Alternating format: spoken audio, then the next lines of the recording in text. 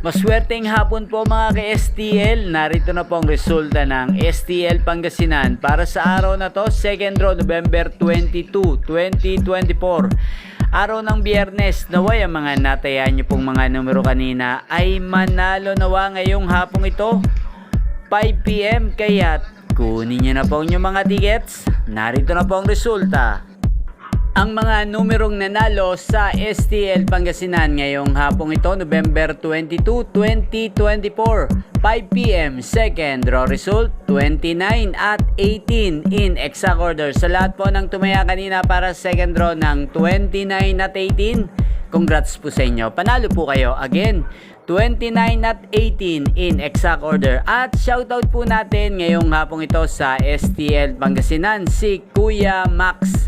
Kuya Max ng Pangasinan, shoutout po sa iyo. Naway isa po kayo sa swertihin ngayong hapong ito sa STL Pangasinan. At sa lahat po ng mga taga Pangasinan dyan, shoutout po sa inyo. Lalong lalo na po sa aking mga subscribers na walang sawang nanonood ng aking mga videos. Shoutout po sa inyo. At inyo pong napanood ang resulta ng STL Pangasinan sa channel na to, Roderick Hernandez TV. Maraming salamat po sa patuloy nyo pong pagsuporta at panonood sa aking channel. Huwag pong kalimutang mag-subscribe. Thank you for watching.